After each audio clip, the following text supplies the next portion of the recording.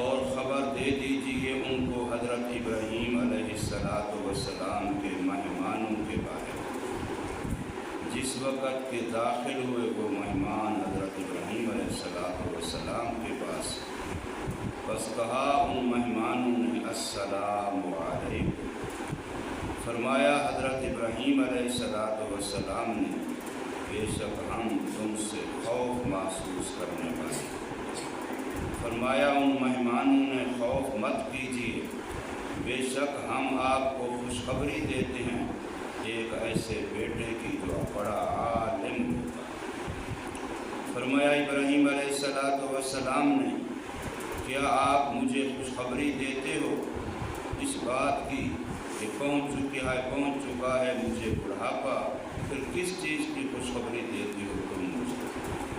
کہا ان فرشتوں نے، ہم آپ کو خوشخبری دیتے ہیں سچی، بس نہ ہوئی آپ نا امید ہونے والوں میں سے۔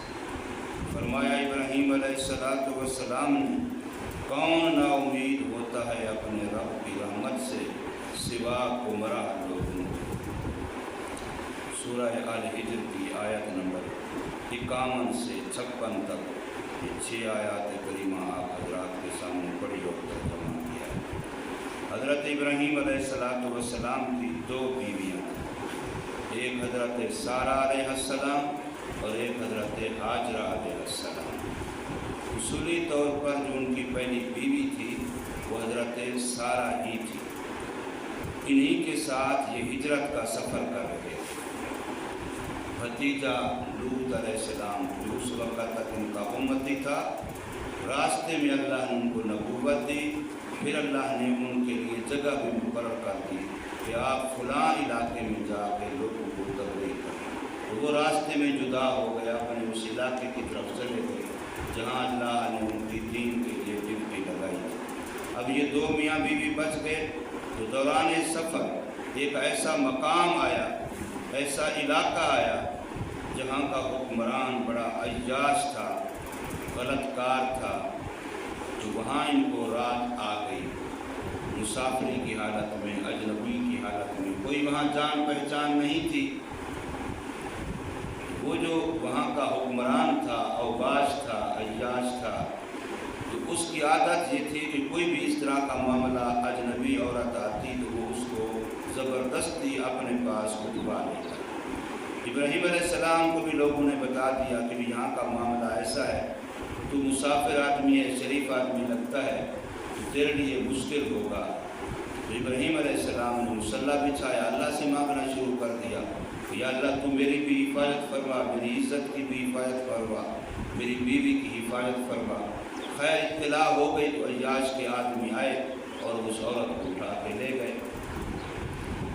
اب وہ اپنا غلط ارادہ ان کے ساتھ پورا کرنا چاہتا ہے، لیکن خدا کا کرنا اس نے 3 دفعہ ایسے کیا، تینوں دفعہ اس کا وجود شل ہو اور وہ عورت کو ہاتھ لگانے پر قادر نہ ہو سکا۔ بلاخر اس کو محسوس ہوا کہ معاملہ کچھ اور ہے، تو اس نے توبہ بھی کی، معافی بھی مانگی اور عورت کو باعزت واپس بھی پہنچوایا، اور ساتھ میں گفٹ کے طور پر ایک لونڈی ہاجرہ نامی اس عورت کو دی، سارہ کو، کہ بھی تو کوئی اللہ والی ہے، اللہ نے تیری حفاظت کی ہے۔ تو لونڈی حضرت ہاجرہ وہ ان کو، پھر حضرت سارہ نے وہ حضرت ہاجرہ لونڈی حضرت ابراہیم علیہ السلام کو آزاد کر کے دے دی، انہوں نے نکاح کر لیا۔ تو اب ان کی 2 بیویاں، حضرت ہاجرہ سے ان کا پہلا بیٹا ہوا حضرت اسماعیل علیہ السلام، اور حضرت سارہ سے یہ دوسرے بیٹے خوشخبری دی جا رہی ہے حضرت اسحاق علیہ السلام۔ تفصیلی طور پر کئی جگہوں پر یہ واقعہ آتا ہے، خصوصاً سورہ ہود میں زیادہ تفصیل سے بیان ہوا ہے۔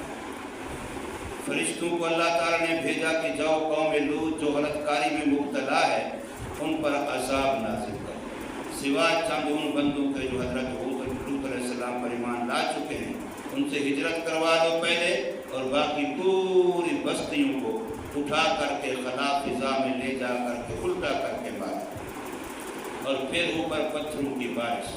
یہ قوم لوط پر جو عذاب آیا ہے آج تک بھی وہاں کا جو جگہ ہے، علاقہ ہے، بحر میت کے حوالے سے وہ جگہ کسی انسانی آباد کاری کے قابل نہیں ہے۔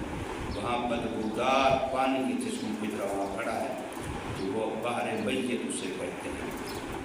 تو وہ فرشتے جب آئے تو اللہ نے ساتھ یہ بھی فرمایا کہ اس علاقے میں حضرت ابراہیم علیہ السلام پہلے ان کے پاس جاؤ، ان کو بیٹے، دوسرے بیٹے حضرت سارہ کے بطن سے اسحاق علیہ السلام کی خوشخبری دیتے جاؤ۔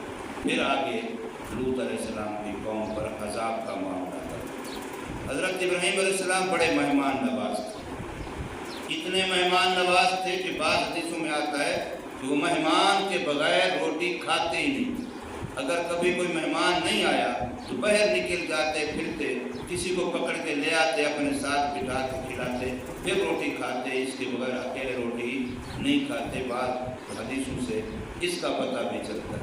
وہ ایک مشہور واقعہ ہے کہ وہ ایک بندے کو پکڑ کے لے آئے اپنے ساتھ کھانا کھلانے کے لیے، اور جب کھانا کھانے لگے انہوں نے بسم اللہ پڑھا، اس کو بھی کہا کہ بسم اللہ پڑھ۔ اس نے کہا میں نہیں جانتا یہ اللہ کون ہے، یہ بسم اللہ کیا ہوتی ہے، مجھے ان چیزوں کا پتہ نہیں ہے، میں ان کا قائل نہیں ہوں۔ جب انہوں نے انکار کیا تو اس نے دسترخوان سے اس کو اٹھا دیا کہ تو میرے رب کو نہیں مانتا تو میں تجھے کھانا کھلاؤں۔ تو اللہ تعالیٰ کی طرف سے ان کو وحی آئی کہ منکر تو میرا ہے، کیا میں نے آج تک ان کا روزی بند کیا ہے؟ مانتا تو مجھے نہیں ہے، لیکن جب سے ماں کے پیٹ میں پیدا ہوا میں تو روزی سے دے رہا، تو مجھے نہیں مانتا پھر بھی میں روزی دے رہا ہوں، تو کون ہوتا ہے روزی بند کرنے والا؟ تو ابراہیم علیہ السلام نے پھر اس کو پکڑ کے بٹھا کے روٹی کھلائی۔ بہرحال اب بھی جو فرشتے آئے حضرت ابراہیم علیہ السلام کے پاس، کیونکہ انسانی شکل میں تھے تو انہوں نے ان کو مہمان انسان سمجھا، فوراً گھر میں پہلے بچھڑا ذبح کر کے گائے کا بچہ ان کے لیے کھانا تیار کیا۔ ان کو بعد میں ان سے حال وال پوچھا۔ یہ ہمارے یہاں رواج ہے کہ ہم جائیں تو پوچھتے ہیں کہ مہمان کیسے آئے، لیکن پہلے اس کے لیے ضرورت کی چیز پہلے مہیا کی، پہلے ان کے لیے کھانا لے آئے، اور جب کھانے کو انہیں ہاتھ نہیں لگایا، فرشتے تھے وہ تو یہ کھانا ان کی غذا تھی نہیں، فرشتوں کی غذا ان کا کھانا تو اللہ کا ذکر ہے، یہ حدیثوں میں موجود ہے، ان کی خوراک، ان کا کھانا پینا وہ اللہ کا ذکر ہے۔ تو حضرت ابراہیم علیہ السلام نے ڈر محسوس کیا، کیوں؟ اس لیے کہ اس وقت کا یہ رواج تھا کہ جس کا نقصان کرنا ہے، دشمنی ہے جس کے بارے میں، اس کے گھر کا کھانا پانی نمک نہیں استعمال کرنا۔ اس لیے آج تک مثال ہے فلانا بڑا نمک حرام ہے، یعنی کھایا بھی ہمارے گھر کا ہے اور نقصان بھی ہمارا کیا ہے، تو یہ نمک حرامی کی ہے۔ اس لیے آج تک یہ بات ہر معاشرے کے اندر معروف ہے۔ اس وقت یہ رواج تھا، لیکن آج الٹا معاملہ ہے کہ جس کے ساتھ دشمنی کرنی ہوتی ہے اسی کے دوست بن جاتے ہیں، اور پھر بغل میں کیا کہتے ہیں وہ چھری چھپا کر کے پھر وار کرتے ہیں منافقت کے طریقے سے۔ لیکن اس وقت کافروں میں بھی یہ رواج تھا کہ اگر کسی سے دشمنی ہے تو اس کے گھر کا پانی کھانا نمک استعمال نہیں کرنا۔ اس لیے ابراہیم علیہ السلام نے سمجھا ہیں تو انسان، میں کھانا لایا ہوں، یہ ہاتھ ہی نہیں لگا رہے، لگتا ہے کہ ان کی نیت میرے بارے میں کوئی اچھی نہیں، تو فرمایا میں آپ سے ڈر محسوس کر رہا ہوں۔ پھر فرشتوں نے تسلی دی کہ ہم اللہ کے فرشتے ہیں، اللہ کے فرستادہ ہیں، اللہ نے ہمیں بھیجا آپ کو ایک عالم بیٹے کی خوشخبری دیتے تھے۔ ایک بات یاد رکھیں، قرآن مجید کے اندر کئی سارے واقعات ہیں کہ انبیاء نے اللہ تعالیٰ سے اولاد مانگی، لیکن کسی نبی نے اللہ سے مطلق اولاد نہیں مانگی کہ جیسی کیسی ہو بس ہے بے اولاد ہو۔ یہ بالکل کسی حدیث میں نہیں، قرآن کی کسی آیت میں نہیں۔ جب بھی اولاد مانگی تو صفت کے ساتھ مانگی، ایسی اولاد دے جو عالم ہو، ایسی اولاد دے جو علم والی ہو، ایسی اولاد دے جو پاکیزہ ہو، ایسی اولاد دے جو میرے بعد میرے دین کی وارث بنے۔ اس طریقے کا جملہ ضرور ساتھ ہے، صرف یہ کہ بس میرے گھر میں اولاد ہو جائے، جیسی کیسی ہو ایسی اولاد کسی نبی نے بھی نہیں مانگی۔ تو اس لیے یہاں بھی فرمایا گیا کہ غلام من علیم، ایسا لڑکا جو بڑا عالم ہوگا، علم نبوت رکھتا ہوگا، تو اس بچے کی آپ کو خوشخبری دیتے ہیں۔ تو ابراہیم علیہ السلام حیران ہوئے کہ میں بوڑھا، میری بیوی 5، تو اس حال میں ہمیں اولاد ہوگی، کس چیز کی خوشخبری دے رہے ہو؟ علماء نے تفسیر میں لکھا ہے، کہنے کا مطلب یہ تھا کہ ہم جو بوڑھے ہیں کسی بڑھاپے کی حالت میں اولاد ہو جائے گی، یا اللہ ہمیں دوبارہ پہلے جوانی دے گا اور پھر اس کے بعد ہمیں اولاد ہوگی، کیونکہ اللہ تو دونوں طرح قادر ہے۔ تو فرمایا اللہ پاک نے کہ ایسے ہی اولاد ہو، تمہیں نہ تیری بیوی میں کوئی تبدیلی نہ تیرے اندر کوئی تبدیلی، اللہ پاک اپنی قدرت سے اسی حال میں اولاد دے گا۔ میں کل پرسوں بھی ساتھیوں کہہ رہا تھا کہ میری ایک شاگردہ ہے، تو اس کے بچے ہوئے تو اب کئی سال ہو گئے اولاد نہیں ہو رہی تھی، 2 بچے ویسے ہیں، دونوں بیٹے ہیں، اس کے بعد کوئی اولاد نہیں، کئی سال گزر گئے، اب اللہ پاک نے اس کو پھر امید دے دی۔ تو اب وہ گھر کے اندر کوئی حالات ایسے، بیچاری میرے سے پوچھ رہی تھی کہ میرا جی چاہتا ہے کہ میں بچہ ضائع کرا دوں، اس لیے کہ میرا خاوند مجھے حالات جو بن رہے ہیں کسی وقت بھی طلاق دے کر اس کو کر سکتا ہے، میرے لیے مشکل ہو رہا ہے۔ مطلب ایک اللہ سے بندہ اولاد کے بارے میں نا امید نہ ہو کہ اتنے سال گزر گئے، اتنے سال گزر، اللہ کے خزانے میں کون سی کمی ہے، اللہ جب چاہے جس کے ہاں چاہے دے دے۔ حضرت ابراہیم علیہ السلام نے فرمایا بڑھاپے کی حالت میں، تو فرشتوں نے بتایا کہ ہاں ہم آپ کو سچی خوشخبری دے رہے ہیں، آپ اللہ کی رحمت سے نا امید نہ ہوں۔ پھر ابراہیم علیہ السلام نے فرمایا کہ اللہ کی رحمت سے امید تو وہی ہوتا ہے جو گمراہ ہو، جو کافر ہو، جو سیدھے راستے سے ہٹا ہوا ہو، ورنہ مومن مسلمان کبھی اللہ کی رحمت سے نا امید نہیں ہوتا۔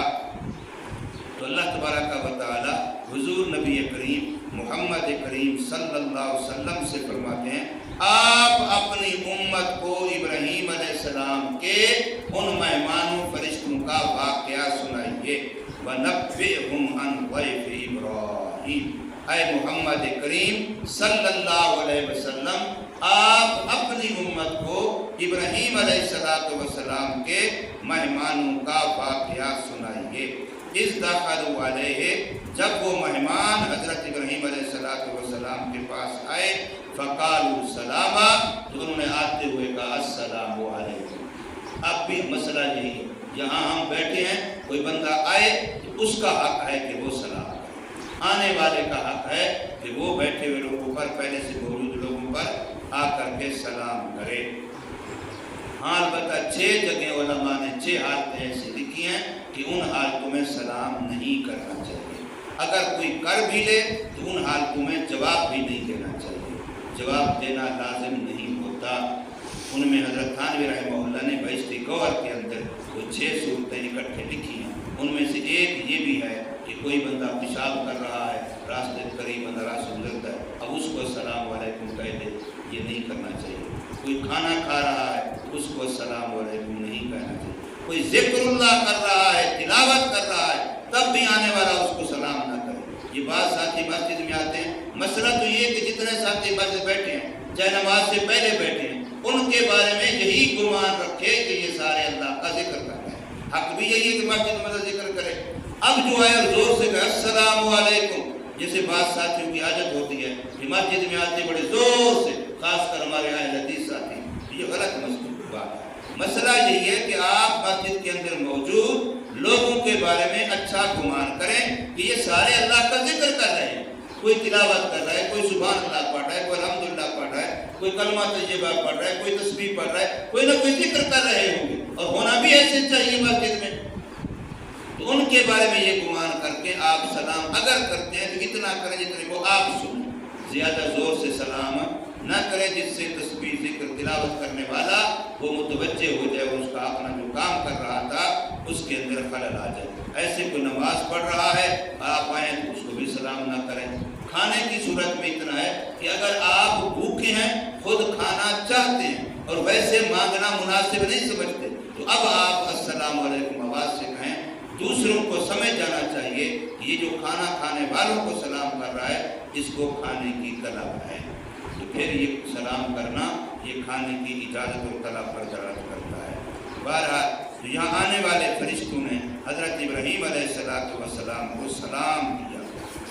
قال، حضرت ابراہیم دوسری جگہ پر موجود ہے، سلام کا جواب دیا اور فوراً گھر گئے، کھانا تیار کر کے لے آئے، اور جس وقت کھانے کا مسئلہ انہوں نے ہاتھ نہیں لگایا تو پھر ابراہیم علیہ السلام نے فرمایا انا منکم واجبون، ہمیں تم سے خوف محسوس ہو رہا ہے۔ دوسری جگہ پر قرآن مجید میں یہاں آیت ہے وَأَوْجَسَ مِنْهُمْ خِيفَةً، ان سے ڈر محسوس کیا۔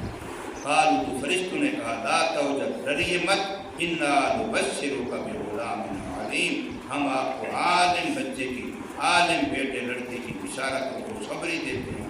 فرمایا کیا تم مجھے خوشخبری دیتے ہو بڑھاپے کی حالت میں؟ کس چیز کی خوشخبری دیتے ہو؟ کیسے اولاد ہوگی؟ فرشتوں نے کہا ہم آپ کو سچی بشارت و خوشخبری دیتے ہیں، آپ نا امید نہ ہوں۔